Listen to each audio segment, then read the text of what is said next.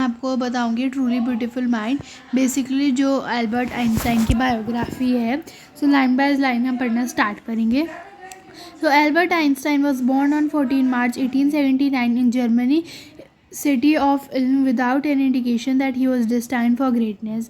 Destined मतलब होता है किस्मत, बेसिकली फेट। तो एल्बर्ट आइंस्टाइन जो है 14 मार्च 1879 को जर्मनी में एक उल्म सिटी में बॉर्न हुए थे, और जब वो चाइल्ड थे, ठीक है, सो जब वो 2.5 ईयर्स तक बोल नहीं पाए थे, तो उनकी मम्मी को भी यही लगा था और बाकी लोगों को भी यही लगा था that he is not a normal children, ठीक है। So when he was a child no one could predict that one day he would become a great scientist. किसी को नहीं पता था दैट वो लोग जो उन्हें ऐसे कम दिमाग का समझते हैं, लेकिन वो इंसान एक ग्रेट साइंटिस्ट बनेगा, because he was like all the other children. On the contrary his mother thought that Albert was free. Basically Albert की मदर को इसलिए लगा ही वॉज ए फ्रीक मतलब होता है जो दूसरों की तरह ऐसे सुनने, मतलब basically to talk about a person who is unusual, या बेसिकली एक नॉर्मल पर्सन जैसा बिहेव नहीं करता, क्योंकि उन्हें इसलिए लगा था because he did not behave और टॉक और look like normal people did. वो बाकी चिल्ड्रन से जो थे डिफरेंट थे, ही बिहेव एबनॉर्मली, ठीक है। इट सीम दैट उनका कम दिमाग है as compare to other children, but he later became the great scientist. जो क्या शो कप से दैट उनका IQ बाकी बच्चों से क्या था, सबसे ज़्यादा था। Now to her his head seemed much too large. तो उनकी मदर को ऐसा लगता था दैट उनका जो हेड है इट्स जस्ट सो बिग, ठीक है। इधर दे रखा है आपका ये रहा। Albert mother thoughts that the little boy's head was a bit too big in comparison to other children's head. At the age of 2.5 Einstein was not talking normally 1 years पे max to max 1.5 years में बच्चा बोलने लग जाता है, पूरा तो नहीं बट ऐसे आवाज़ निकालने लग जाते हैं। बट एल्बर्ट आइंस्टाइन ने कब टॉक किया, when he was 2.5 years of age, ठीक है। इनफैक्ट वो तब तक भी इतना अच्छी तरह बोल नहीं पाए थे। When he finally did learn to speak he uttered, मतलब बोलते थे सब चीज़ को 2 बार, ठीक है। Use to repeat the words. Einstein did not know what to do with other children and his playmates call him brother boring, ठीक है। उसके जो बाकी के फेलोमेट्स थे वो उसे ब्रदर बोरिंग बोलते थे। His playmates used to call him brother boring because he remained to himself. He did not play, वो उनसे बात नहीं करता था, उनके साथ खेलता नहीं था। So the youngest played by himself much of the time, ठीक है। He especially loved mechanical toys. तो फ्रॉम द वेरी बिगनिंग, जब वो छोटे से फ्रॉम हिज यूथ ओनली उन्हें मैकेनिकल टॉयज अच्छे लगते थे, जैसे आपकी ऑटोमेटेड कार्स हो गई, ठीक है, एयरप्लेन्स हो गए, मतलब जिसमें कुछ काइंड की मशीन इन्वॉल्व होती है। Looking at his newborn sister Maja, he said to have said fine but where are our wheels, just because उन्हें मैकेनिकल टॉयज अच्छे लगते हैं जैसे कार या प्लेस। तो जब उनकी जो बहन माजा थी, जब वो बॉर्न हुई थी, तो he could not see her feet, वो कह रहे थे दैट उसके व्हील्स क्या है, क्योंकि कार किससे चलती है, व्हील से।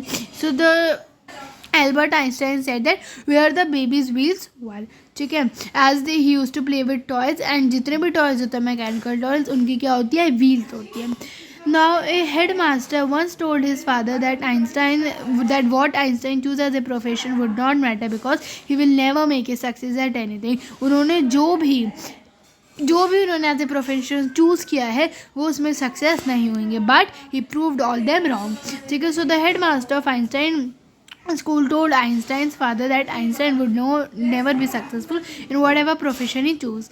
Einstein began learning to play the violin at the age of 6 because his mother wanted him to. He later became a gifted amateur violinist, maintaining the skill throughout his life. Basically Einstein जो था बहुत एक अच्छा violinist था, और जब वो 6 साल का था तब से ही उसने जो है वायलिन बजाना स्टार्ट कर दिया था, क्योंकि उसकी मम्मी को लगता था दैट उसे वायलिन तो बजाना आना ही चाहिए if he could not do anything at life at least. Amateur मतलब होता है doing something for personal enjoyment, कोई प्रोफेशन से नहीं, पर्सनल इन्जॉयमेंट के लिए। तो ऐसे ही वो वायलिन बजाते थे, not for his profession, just for his personal enjoyment, ठीक है। But Albert Einstein was not a bad pupil. He went to a high school in Munich, where Einstein's family had moved when he was 15 months old, and scored good marks in every subject. People मतलब आपका क्या होता है, student. तो इधर कह रहे that Albert Einstein बहुत ही अच्छे स्टूडेंट थे। जब वो म्यूनिक जो है उधर चले गए थे, ये बेसिकली एक जगह होती है जर्मनी में, तो वो उधर चले गए थे जब वो कितने थे, 15 मंथ्स के थे। approx 1.5 and he scored good marks in every subject. Einstein hated the school's regimentation and often clashed with his teacher. उन्हें जो स्कूल का ऑर्डर था, फालतू की बातें थी, उन्हें वो बिल्कुल अच्छी नहीं लगती थी. तो कभी बिकॉज बहुत ऐसे स्ट्रिक्ट सा डिसिप्लिन होता था, ठीक है, तो जिसके वजह से वो टीचर्स के अब ओपिनियन को ऐसे बहस वगैरह भी कर लेते थे. At the age of 15 Einstein felt so stifled that there he left the school for good. तो 15 साल की एज में उन्होंने क्या कर दिया था, स्कूल छोड़ दिया था. उन्हें इतना सफोकेटेड लगने लग गया था स्कूल, ठीक है. तो Einstein was so suffocated in that school that उन्होंने उसके स्ट्रिक्ट डिसिप्लिन फॉलो नहीं करा, उन्होंने स्कूल को छोड़ दिया. द प्रीवियस ईयर मतलब उससे पहले, उस ईयर से पहले Albert's parents has move to Milan and left their son with relatives. तो जब आइंस्टाइन जो था स्कूल से निकल गए थे 15 साल की उम्र में, उससे 1 साल पहले मतलब जो 14 साल के थे, तो उनके जो पेरेंट्स थे वो मिलान में शिफ्ट हो गए थे जो कि इटली में, और एल्बर्ट को म्यूनिक में ही छोड़ दिया था उनके रिलेटिव्स के पास. After prolonged discussion, Einstein got his wish to continue his education in German-speaking Switzerland in a city which was more liberal than Munich. ठीक है, लिबरल मतलब होता है रिस्पेक्ट अदर्स ओपिनियन. सो जो स्कूल जो म्यूनिक में था इट वॉज वेरी स्ट्रिक्ट, तो बहुत स्ट्रिक्ट ऑर्डर जो है फॉलो करने पड़ते थे, जिसके वजह से एल्बर्ट उधर फॉलो नहीं कर पाता था ना. तो he had a long discussion with his family relatives and finally Switzerland में एक स्कूल था जहाँ उसके पेरेंट्स ने उनका एडमिशन करवाया. And the language use there for communication was German language, sorry, ठीक है. तो उधर कौन सी लैंग्वेज होती है, German. Einstein was highly gifted in mathematics and interested in physics and after finishing school he decided to study at university in Zurich. I don't think इसमें कुछ नहीं समझने वाला, सिंपली उन्हें मैथमेटिक्स और फिजिक्स में इंटरेस्ट था, तो उन्होंने स्कूल के बाद ज्यूरिख की यूनिवर्सिटी में एडमिशन ले लिया. But science was not the only thing that appealed to the dashing the young man with the walrus mouse tag. ठीक है, walrus होता है बेसिकली एक माउस टैग की शेप, आपकी बुक में भी दे रखी है.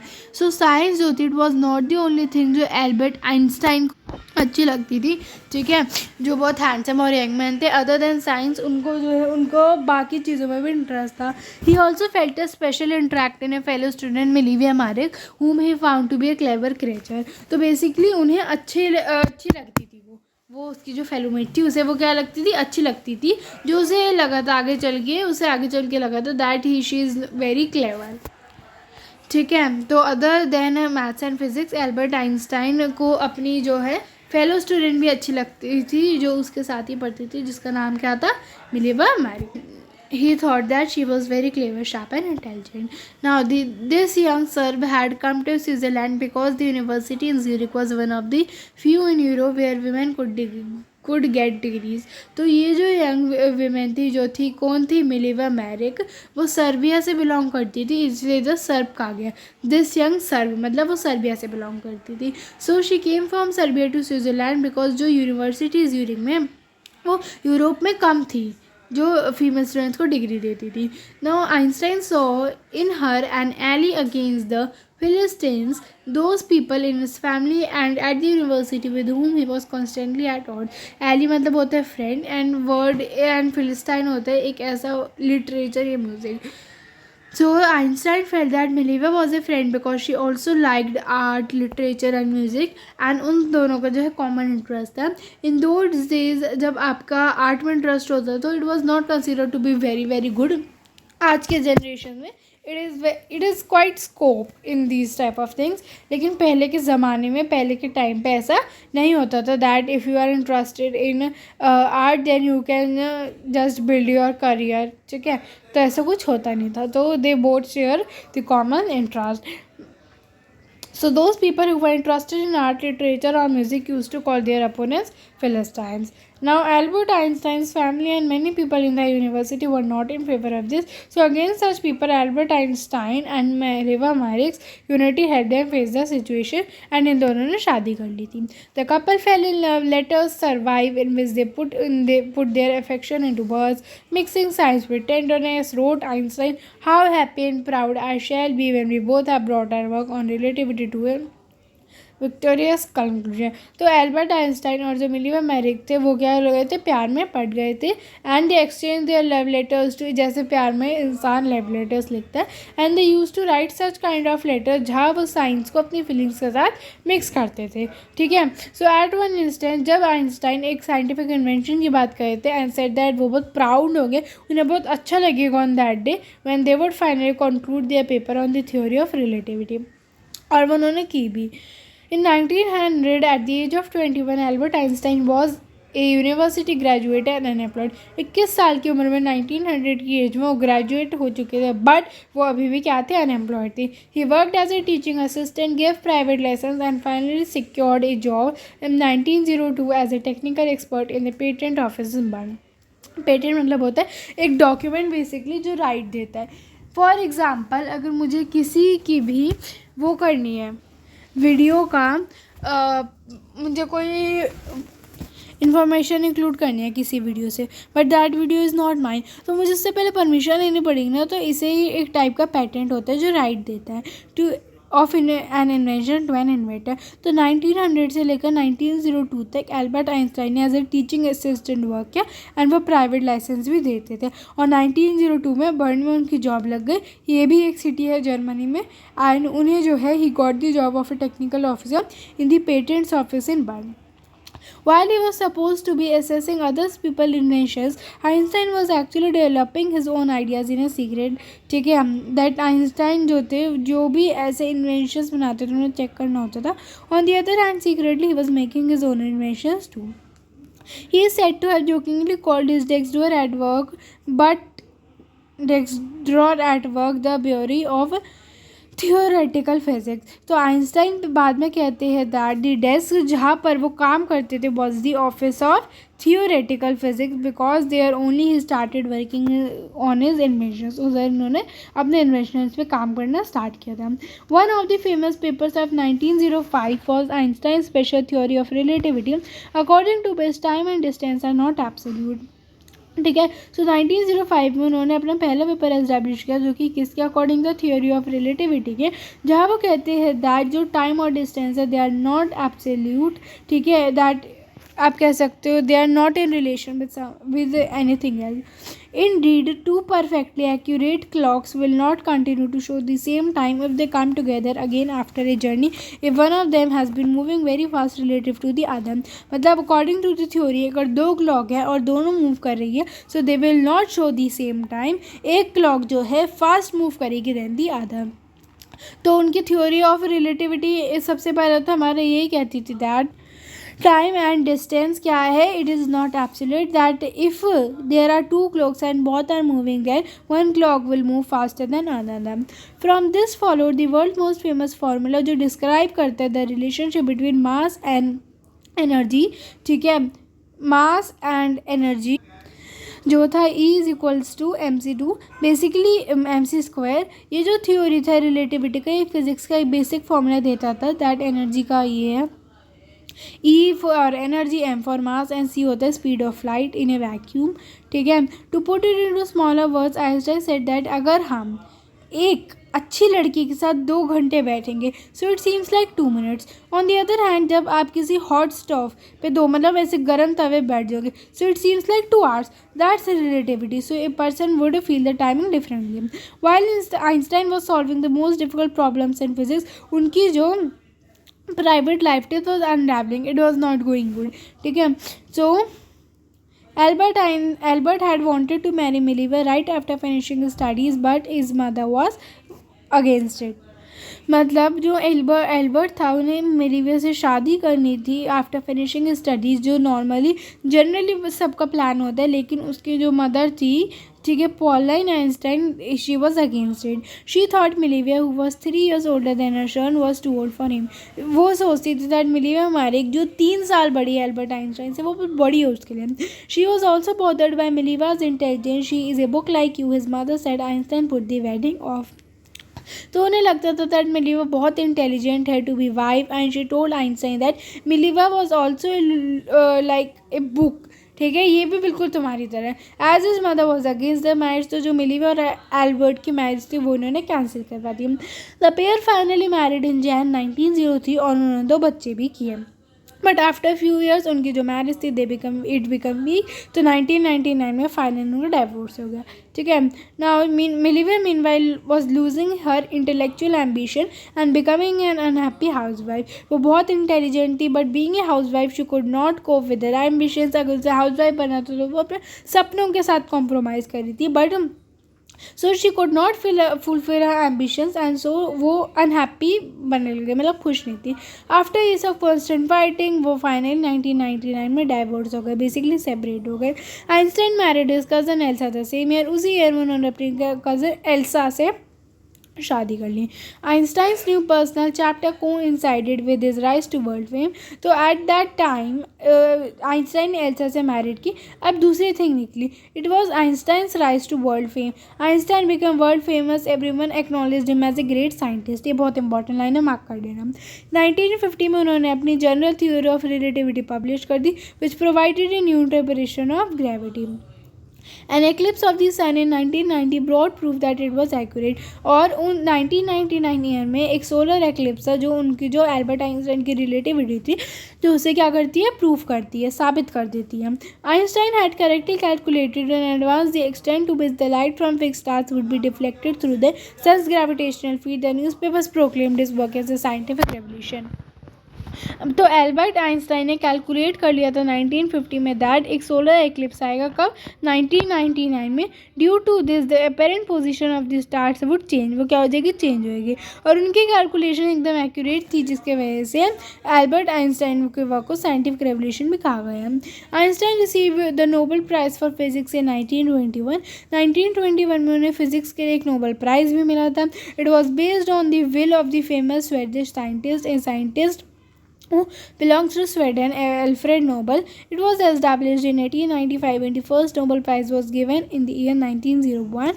ठीक है, he was showered with honors and invitations from all over the world and lauded by the press. So he was कौन इधर क्या, एल्बर्ट आइंस्टाइन, जिन्हें क्या मिला था, नोबेल प्राइज़ मिला था, तो एकदम ऑनर सा मिल रहा था। और पूरी जो प्रेस थी, ठीक है, वो प्रेस कर रही थी। प्रेस बेसिकली मीडिया वगैरह होती है। So when the Nazis came to power in Germany in 1933, Nazis मतलब जो 1932 में हिटलर ने वो जीत लिया था ना 37% ऑफ वोट्स, तो उसकी सरकार आ गई थी ना, उसकी गवर्नमेंट आ गई थी। तो बेसिकली जब ये जो नाजीज थी जर्मनी में पावर में आई 1933, आइंस्टाइन एमिग्रेटेड, बेसिकली वो क्या कर गया, मूव कर गया to the US। The next one is 5 years later, the discovery of nuclear fusion in Berlin had American physicists in uproar।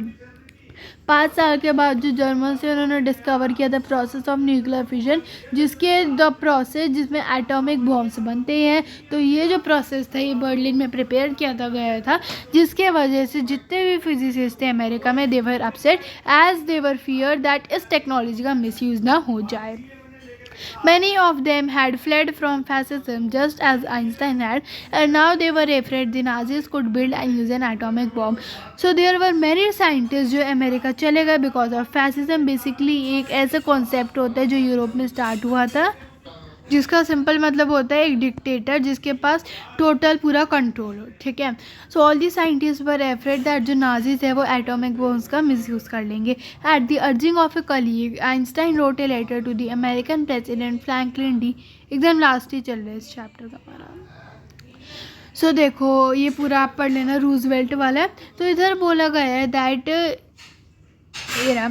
ठीक है, एल्बर्ट आइंस्टाइन एक कलीग थे जिन्होंने रिक्वेस्ट किया, जिसके कहने पर एल्बर्ट आइंस्टाइन ने अमेरिका के जो प्रेसिडेंट थे जिनका नाम था फ्रैंकलिन डी रूजवेल्ट, ठीक है, रूजवेल्ट, तो उनके लेटर में था दैट रूजवेल्ट ऑन 2 अगस्त ये पूरा लिखा हुआ था। ठीक है, जो कि उन्होंने 2 अगस्त 1939 में लिखा था। उन्होंने वार्न किया दैट द एटॉमिक बॉम्ब जो जर्मनी में डेवलप किया गया था it was very very powerful, and अगर ये भी इनमें से कोई भी बॉम्ब उस पोर्ट में एक्सप्लोड होता है, ये पूरे एरिया को डिस्ट्रॉय नहीं करेगा बल्कि जो भी टेरिटरी उससे सराउंडेड है उस इतना पावरफुल है वो उसको डिस्ट्रॉय कर देगा।